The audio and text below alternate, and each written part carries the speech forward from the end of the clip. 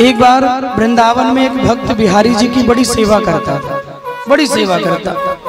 और एक दिन मैंने कहा ही था कि राम जी बड़े सीधे हैं, उनका चरित्र सीधा, उनका जीवन सीधा, उनका नियम सीधा, उनके भक्त भी सीधे, उनका नाम सीधा, उनका धाम सीधा।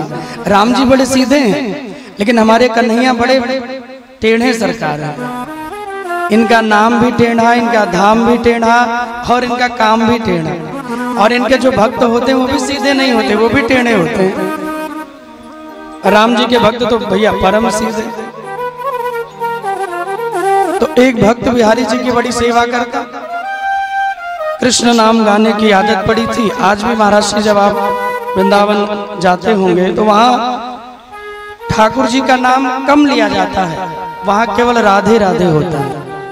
वहाँ की जो अधिष्ठात्री देवी हैं, वृंदावन की जो ठाकुरानी है, वो हमारी राधा रानी है। बिहारी जी तो उनके चरण सेवक हैं, बिहारी जी तो भैया उनके चाकर हैं। रास करते हुए राधा रानी थक जाती हैं तो भगवान निकुंज वन में उनके पांव भी दबाते हैं। तो किशोरी जी तो वहाँ की ठाकुरानी है। आप कभी वृंदावन जाओगे तो वहाँ कोई घंटी नहीं बजाता, वहाँ कोई हॉर्न नहीं बजाता, वहाँ तो रिक्शा वाला, गाड़ी वाला, पैदल चलने वाला, बस वो तो राधे राधे में मस्त है भैया। वो तो बस राधे राधे गाते रहते हैं। आप चल रहे हो, किसी को आपसे आगे जाना हो, ये नहीं कहेगा भैया आगे जाने दो, बोलेगा भैया राधे राधे, तो आगे चला जाता है। तो बेचारा भक्त कृष्ण नाम गाने की आदत पड़ी थी, हरे कृष्ण गाता था। संजोग से एक दिन घूमते घूमते महाराष्ट्र अयोध्या में आ गया वो।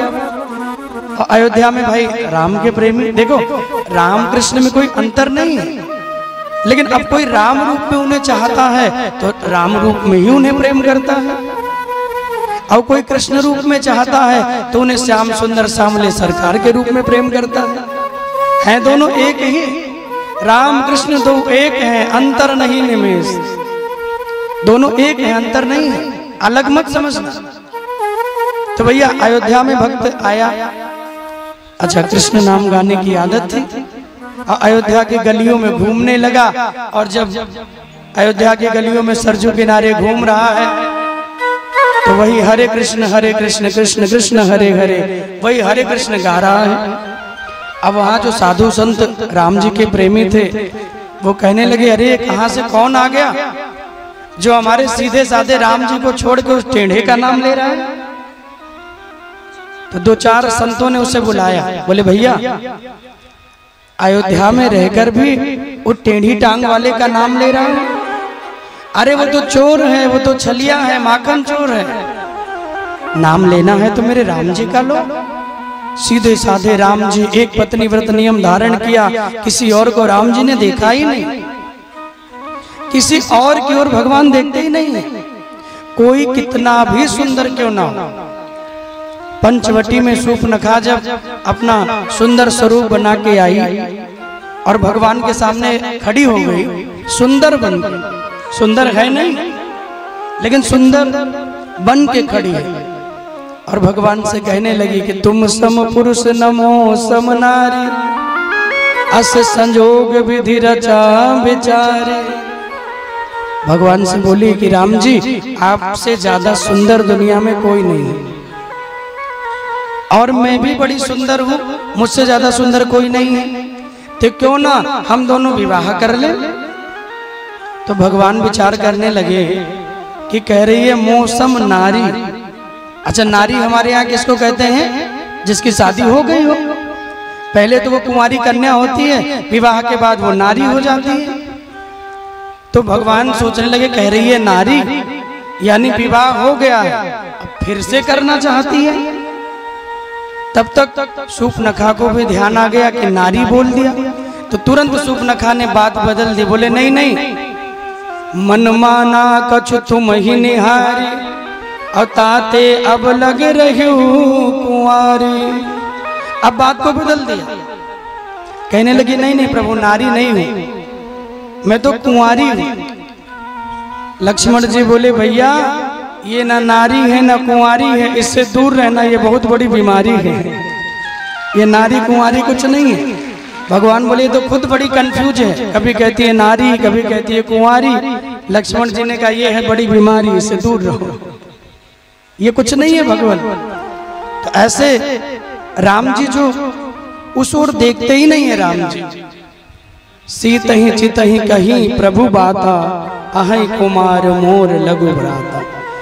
सूप नखा से बातें कर रहे हैं राम जी, लेकिन देख रहे हैं जानकी जी को। इतनी मर्यादा है राम जी की। और ठाकुर जी तो भैया चुनरी भी खींच ले, मटकी भी फोड़ दे, माखन भी चुरा ले, मैया बोले लाला चुराया, तुरंत कहते थे ना मैया हमने ना किया। तो भगवान जो है वो मर्यादा पुरुषोत्तम है, और जो कन्हैया हमारे हैं वो लीला पुरुषोत्तम है। उनकी लीलाएं अपरंपार है, भगवान की मर्यादा। तो संतों ने कहा कि भैया अयोध्या में आके तू कृष्ण कृष्ण गा रहा है, अरे यहाँ राम जी का नाम गा ले। राम जी बैठे हैं देखो। बोले क्यों? बोले क्योंकि राम जी बड़े सीधे हैं और तुम्हारे जो ठाकुर हैं वो टेढ़े हैं, वो चोर हैं, वो छलिया हैं। अब भक्तों को बड़ा बुरा लगा कि ठाकुर जी हमारे चोर छलिया। जल्दी जल्दी वहां से भाग के आए और बिहारी जी के मंदिर में पहुंचे, लेट गए। लेट के कहा कि भगवान आज से मैं आपकी भक्ति छोड़ रहा हूं। भगवान बोले भैया ऐसा क्यों? बोले अब मैं जा रहा हूं अयोध्या और अपने सीधे साधे राम जी को भजूंगा।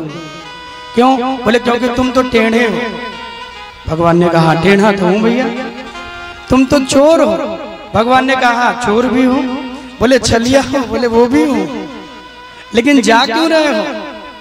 मैं टेढ़ा हूं लेकिन भक्त के लिए टेढ़ा हूं, वैसे तो मैं सीधा हूं। बोला नहीं प्रभु अब जा रहे हैं। भगवान बोले अच्छा ठीक है, जा रहे हो तो एक काम करो, एक लोटा जल पिला दो फिर जाओ। भक्त आगे आगे भाग रहा, पीछे पीछे भगवान दौड़ रहे।